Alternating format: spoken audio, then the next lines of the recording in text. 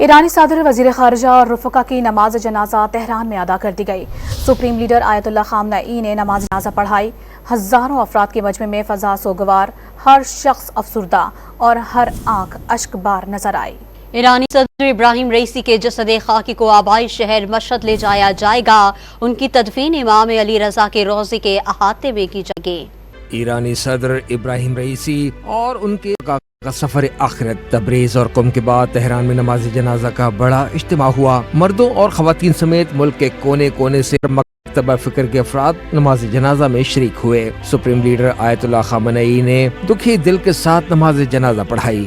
ایرانی army chief Hamas سربراہ اسماعیل ہانیہ سمیت کئی عالمی اور قومی رہنماؤں نے نماز جنازہ میں شرکت کی۔ اس دوران ہر آنکھ اشکبار اور ہر دل افسردہ نظر آیا۔ نماز جنازہ کے دوران تہران یونیورسٹی کے باہر تا حد نگاہ شہری نظر آئے۔ ایرانی صدر ابراہیم رئیسی کے جسد خاکی کو آبائی شہر مشہد لے جایا جائے گا۔ ان کی تدفین امام علی رضا کے روضے کے احاطے میں کی جائے گی۔ ایرانی صدر اور دیگر کی میتیں تہران لانے سے قبل تبریز میں بھی نماز جنازہ کے بڑے اجتماعات ہوئے، جس کے بعد ایرانی صدر کا تابوت شہر قم میں واقع حضرت فاطمہ معصومہ کے مزار پر پہنچ گیا، جہاں شہریوں نے ایرانی صدر اور دیگر جاں بحق افراد کو خراج عقیدت پیش کیا اور دیگر تمام افراد کی مغفرت اور بلند درجات کے لیے دعائیں مانگی۔